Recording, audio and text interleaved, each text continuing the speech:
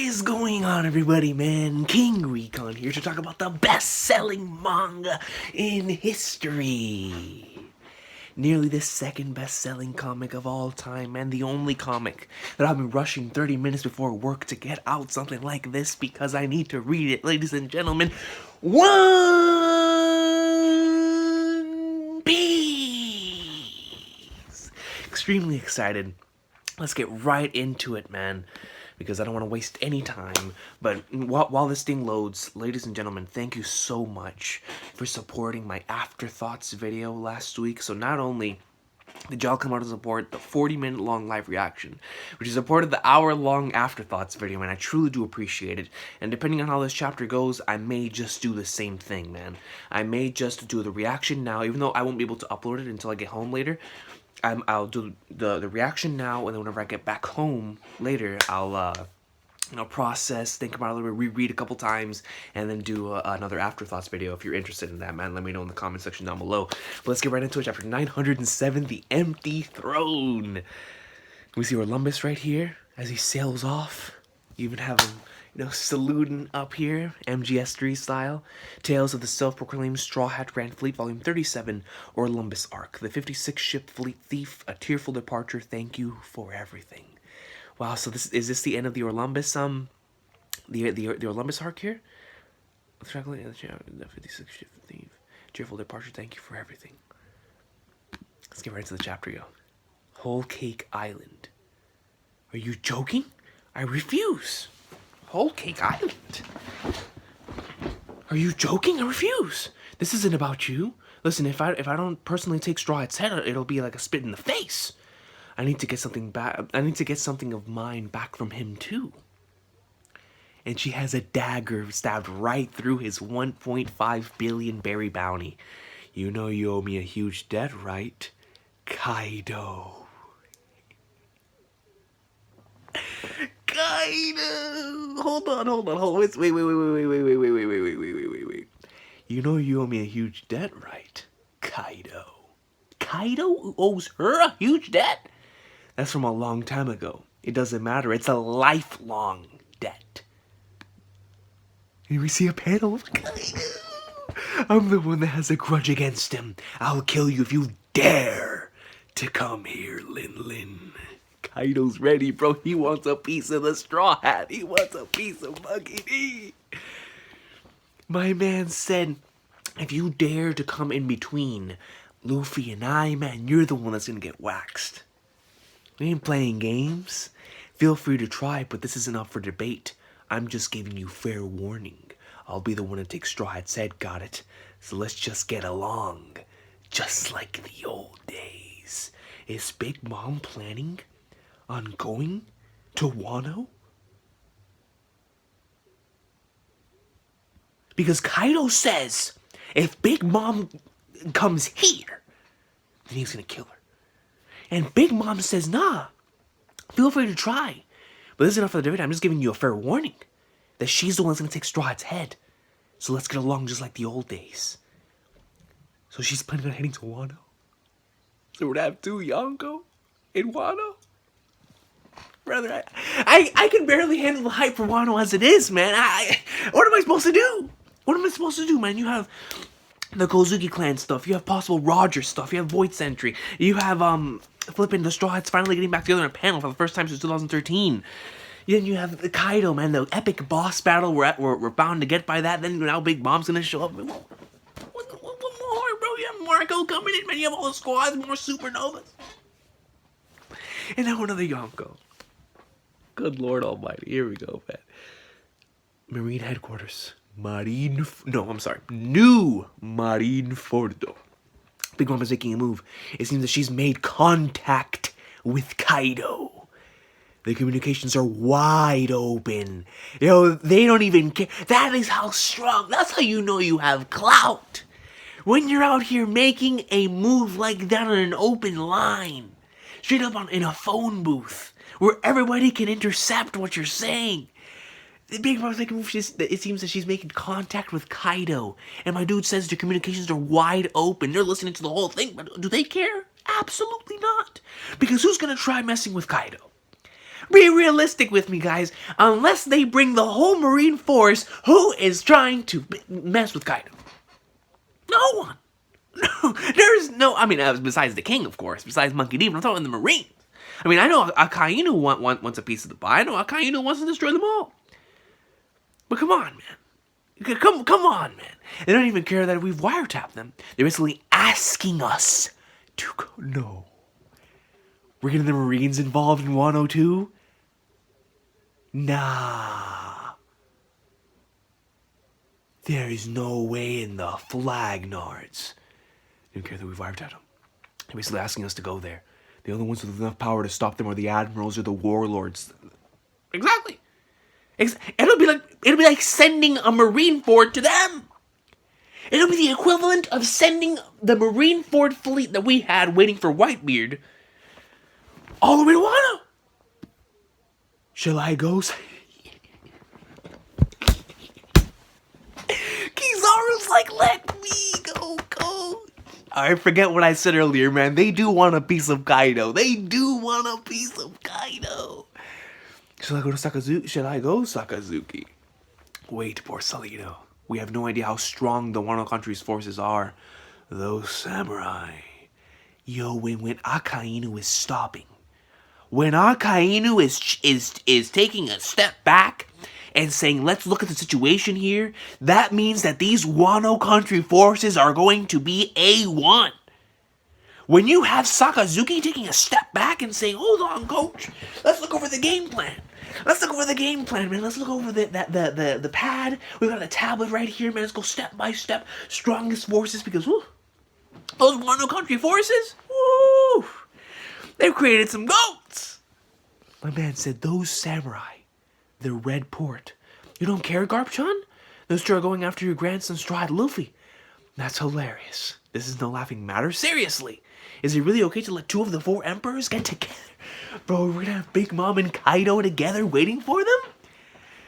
Yo, this is madness, dog. Like, Wano's even crazier than I thought. You can worry about all that. You can worry about all that you want. And then I'm sitting here and I'm like, okay, they don't want a piece of Kaido. Akainu's not even stressing Kaido, bro. I'm stressing. They're over here and they're talking about, is that Hina?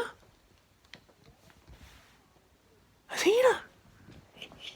Hina. But anyways, they're not even stressing Kaido, man.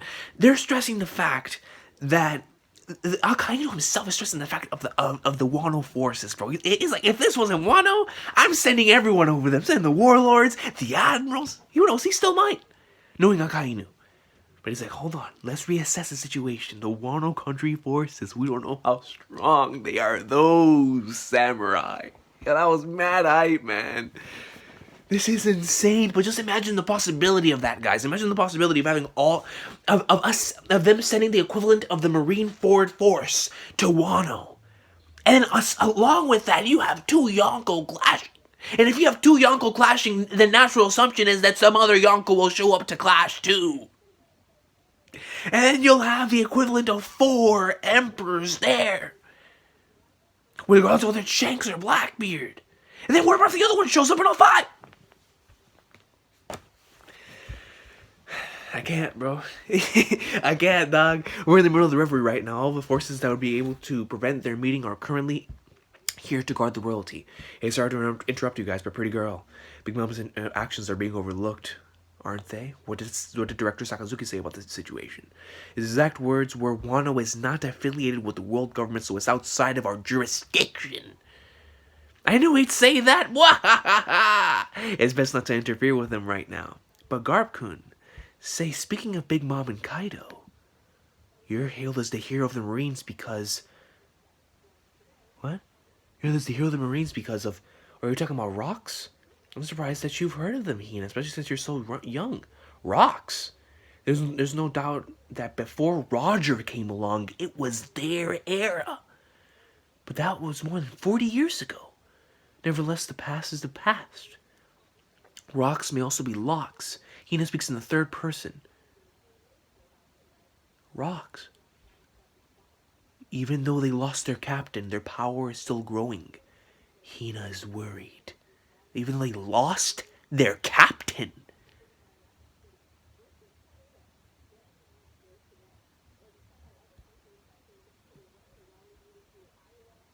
Hina's worried.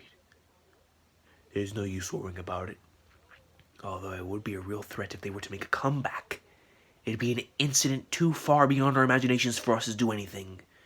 Why are you smirking about that, bro? What are they talking about, bro? Hold on, let me read this page. Hear the Marines because... Oh, you're talking about the rocks? I'm surprised that you never heard of them, Hina, especially since you're so young. There's no doubt that before Roger came along, it was their era. And they're talking about Big Mom and Kaido. But that was more than 40 years ago. Nevertheless, the past is the past. Even though they lost their captain. Are they referring to Big Mom and Kaido here? Or to somebody else? Their power is still growing. Hina... No, they can be talking about Big Mom and Kaido. Because we saw Big Mom come into power in her flashback. Even though they lost their captain, their power is still growing. Hina is worried. There's no use worrying about it. Although it would be a real threat if they were to make a comeback. Who is they, bro? It'd be an incident too far beyond our imaginations. And this is coming from Garp, bro. And he's smirking. He's happy about it, man. God, what is this chapter so far? The Holy Land, Mighty Joyce, or according to the Viz, Mighty Joa, Pangea Castle, man. I'm so happy that in the Viz translation they confirmed the fact about the flipping Pangea Castle. King Sterry of the Goa Kingdom, please make your pledge. Empty throne. The hell is that? Empty throne. And you see like this massive stairway all the way up there. But in the way are a bunch of swords. Can I sit on it? If you're joking, you shouldn't ask that. No one is allowed to sit on this throne. No one is allowed to sit on that throne. No one? It is the empty throne. All of the kings from around the world are equal in status. The pledge you take here symbolizes that you will not try to take the throne for yourself in greed. No way! On some Game of Thrones? Hold on, coach. Can I sit on it? Even if you're joking, you shouldn't ask that. No one is allowed to sit on that throne. It is an empty throne. All of the kings from around the world are equal in status. The pledge you take here symbolizes that you will not try to take the throne for yourself in greed. That just tells me that someone has either sat in this throne before, or someone will sit in this throne before. And it would not surprise me if it connected to what happened at the end of last chapter with the Straw Hat and the individual who was taking the posters to the Straw Hat. Connected to that entire empty throne situation. Maybe leading all the way back to the Void Century or something, man. Absolutely. That's some spooky stuff. But the reasoning for why they're doing it makes sense, though. All of the kings from the world are equal in status. And this pledge here in front of this empty throne shows that you not try to take that one throne in... for yourself in greed, showing that we have the balance and power around the world, and not one person is trying to overrule everything. You know what I'm saying? The empty throne, man. The 20 weapons that surround this throne as its protection are the symbols of the creators of this world. The founding 20 members made their own pledges here 800 years ago. I knew it. The 20 weapons that surround this throne as its protection are the symbols of the creators of this world. The founding 20 members made their own pledges for here 800 years ago. This throne sits in the center of the world. Nobody has ever sat on it because its vacancy symbolizes peace in the world. Like those with the highest authority in this world, those at the helm of the celestial dragons, the 5 elders, there is no king of this world. Hey, please make your pledge, King Steady. If I sit on that throne, I'll be the king of this world. I want to sit on it. Yo, Sterry's about to get smoked by his own world government. He's about to get pwned, bro. If this man attempts to sit on that throne, he's gonna get pwned by his own world. Yo, the Gorosair are gonna show up and snipe him in an instant, man. But let me just go back for a sec. Read the top panel. First of all, this entire symbol, or this entire chair panel is so, it is gorgeous. You have like some lion figures as like the arm rest holds. Then you have the symbol of the world government right here. You have what appears to be 1, 2, 3, 4, 5, 6, 7, 8, 9, 10, 11, 12, 13, 14, 15, 16, 17. Oh, I thought I was going to equate to 20. But you have like a whole bunch of dots on this very thing right here. And it says right here, like those with the highest authority in this world, those at the helm of celestial dragons, the 5 elders. There is no king of this world. This man Sterry wants to sit on it. Pangea Castle, the socializing plaza. Please stop it. Oh my god, this guy.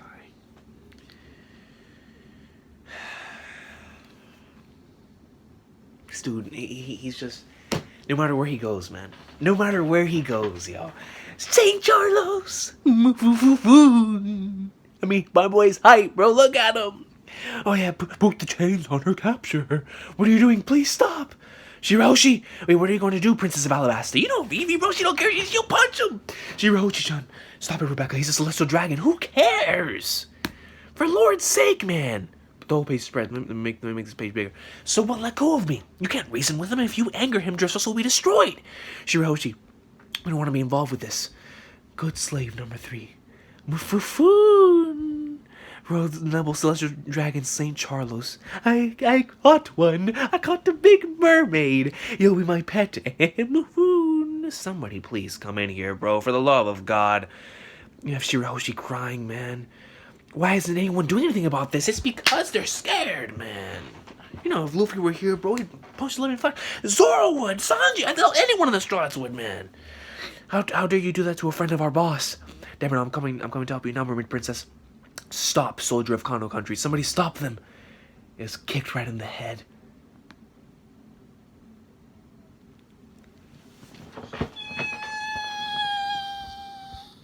They're protecting the celestial dragons. We have the arrival.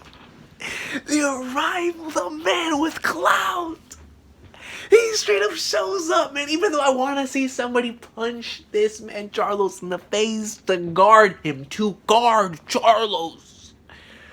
To guard Charlos, ladies and gentlemen, is none other than Robert D. Lucci, man. We got Robert over here, we got Stussy, and we got a return of my boy Kaku. Boy Kaku's got a little furry hat going on up here, but we still don't know the identity of that last one there in the corner. Was that last one right there in the corner? Kaku. Robert D. Lucci and Stussy, man. Dude, I really, now at least we know that the assassin that was sent to take out Doflamingo was none of these 4. Which is intriguing to me in of its own. It's like Oda introduced the thing at the end of last chapter to have a sting of CP0, shows the CP0 right here. It's like throwing all of our theories, breaking our ankles right out the window. Shouldn't you thank us first? Cuckoo! Bring us up to this now will no doubt save many countries. Even the children of this world know not to defy the celestial dragons. The celestial dragons are gods who created this world. Look at this panel of flippin' Lucci, man. Looking like a beast. To put it simply, the ones living here are the kings of the lower world. So it's only natural for a god like him to get everything he wants. That's right, you fools. Sigh, it's impossible to reason with them. It is unnecessary to try and reason with a god. Vivi-chan-sama, please release Shirahoshi. She's my friend. Wait, Princess of Alabasta. She doesn't care, bro. That's why we love Vivi, man. She don't give a damn. Thank you. I won't forget your kindness. What is Neptune? It is the most unfortunate, but we'll have to give up, Jamot. I'm going to crush these bastards. We will return to the sea. Yeah, I don't care because we wouldn't be able to bring all of our people to the surface anyway. You're wrong. This isn't what the surface is like. King Neptune, those people aren't humans. I'm sorry, Otohime. Nah, bro, not Neptune. We're one step away from reaching the sun. Are you fighting back? Kill them, CP0. Yes, sir. Stop our Grand King Neptune. Don't be reckless. And if we do that, the children, the lives and futures of our children will change for the better, even if it's only a bit better. Father, you shouldn't hate. Hey, stop it, Shiloh!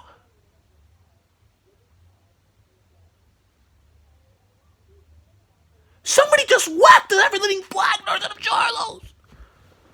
And he looks like he has a celestial dragon thing on. Bro, he got sent flying! Who did that? He had a celestial dragon. I'm not involved with this at all. Not even a little bit, you hippos. I apologize. A celestial dragon. I'm so embarrassed. As a celestial dragon. Yeah, he had the uniform on. Please forgive us. A celestial dragon. Look over the princess, you fool. I'm sorry, everyone. This idiot brought terror to the socializing plaza. You might have forgotten who I am, Neptune, but I am indebted to the Ryukyu Kingdom and I've been waiting for your arrival here. Who is this? Don't tell me you're... the foolish celestial dragon that got stranded in the Ryukyu Kingdom 10 years ago. No way!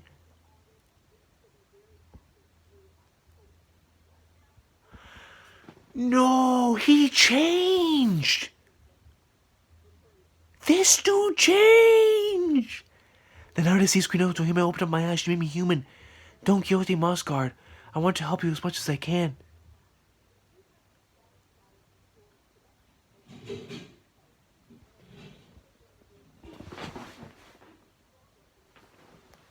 Is that Shanks? And he's in the Gorosei's room? Pangea goes to the room of authority. What did you need to talk about? For you to come all the way here, we're currently in the middle of reverie. A man with a position like yours isn't suitable to get involved with the politics of this world. We only made time to talk because it was you. Yes, I only give you my thanks. We hear you out. All the soldiers exit the room. Yes, sir. I want to talk about a certain pirate. What is going on in this arc, bro?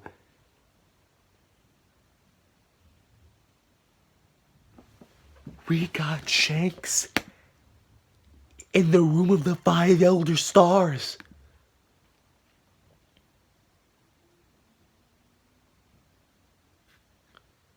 And he's wearing a hood like he's dragging out here, bro.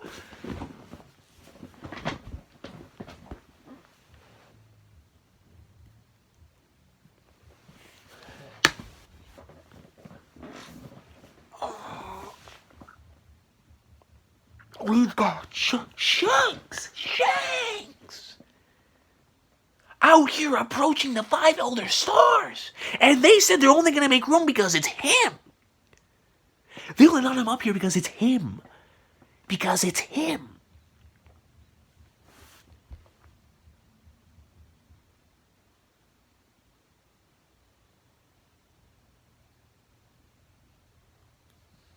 So hold on. We have confirmation that the celestial dragon that came to Fishman Island is a Don Quixote. That's number 1. Number 2, he changed and he slapped the ever-living flag out of Charlos with a club. Hit him with a club. And according to him, that was him. The now deceased queen unto him opened up his eyes and she made him human. And he wants to help as much as he can. He changed. He had a change of heart. Development, man. All because of that one thing that he saw.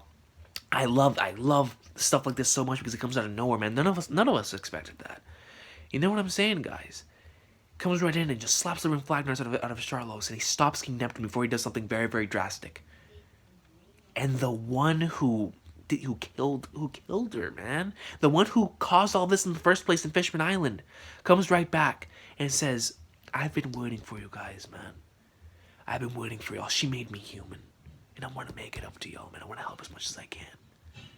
This is letting everything come back, bro. That's beautiful. The other side of this page, in the Pangea Castle, in the Room of Authority, with the flippin' Gorosei. With the Gorosei. We have Shanks in a hood. And he wants to talk about a certain pirate. Now, who is this pirate? Obvious assumption, you want to think Luffy. But the thing is, guys, if you remember back to the earlier portion of this chapter, earlier in this chapter, Garp was talking about a certain group that lost their captain. A certain group that lost their captain. That it was apparently a part of that era, or a part of that portion, with Kaido and Big Mom. Now, if these two intertwine, if Shanks talking about this certain pirate, and he's shook, I've never seen Shanks as serious. Aside from whenever Blackbeard showed up in front of him and the scars were throbbing, I've never seen Shanks as serious. So with that being said, this can only mean one thing. That the person that Shanks is talking about, this pirate, and the person that Garp is talking about, this leader of this group, has to be this lurking legend in the One Piece world that the Straw Hats are about to encounter. And this has me shook.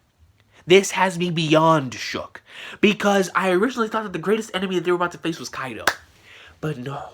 It's someone else entirely. Someone a part of that era. And apparently bro, listen, man. Listen to my words. Shanks is coming here to talk to them about a certain pirate. I don't know what this conversation is going to lead to. I don't know why he would even bring this up to the Gorosei. But if it's about this lurking legend, about this dude, about this certain individual that's been lying and dormant within the One Piece world, who's ready to come out, this captain, that same one that Garp was talking about. Oh no, man. And if this all pops off in Wano, Big Mom and Kaido had a conversation in an open line. We switched to New Marineford, and we have Kizaru asking, "Yo, take me off the bench and put me on the court, coach." Take me off the bench and put me on the court, Sakazuki. Kizaru spreads. Or we think he's gonna spread. Sakazuki tells him to wait. We don't know how strong the soldiers of one. We don't know how strong those samurai are. Let's make a game plan first, bro. Put on the tablet. And you're like, Flagnards. And then we switch over. Apparently, why Garp is called the hero of the Marines didn't even have to do with Roger. It had to do with it before Roger. Apparently, this group with Big Mom and Kaido, 40 years. And there's this other pirate, this other lurking legend. If that's gotta be him, bro. That's gotta be that lurking legend they were talking about. And then we have all this stuff going down. Charlos, we have CP0 showing up, which shows us that is not the assassin that they're sending from Goro's. Like, we have all 5 of the Elder Stars right here in the room. Oh my god! And then in the midst of all of this. In the midst of the Revolutionary Army being here, in the midst of the reverie about to pop off, in the midst of the revolutionaries showing, they're about to invade and declare war.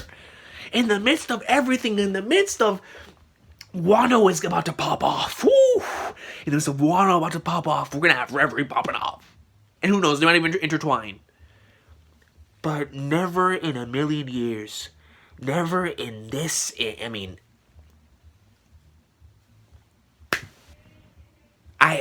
I'm just dumbfounded by this final panel, bro. I never would have expected... This is serious. This is serious. I never would have expected Shanks! The man who stopped the war. Shanks is in the room of the 5 Elder Stars discreetly.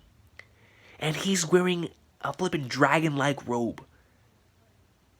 And he wants to talk about a certain pirate, man. Listen, guys, I have to get going. This will be upload whenever I leave, man. I was doing a bit of speed, well, not really speed reading, but I was trying to get this done in 30 minutes because I have to get going, man. But seriously, guys, I'm gonna have this chapter up on my phone while I'm working. I'm gonna reread it a couple times.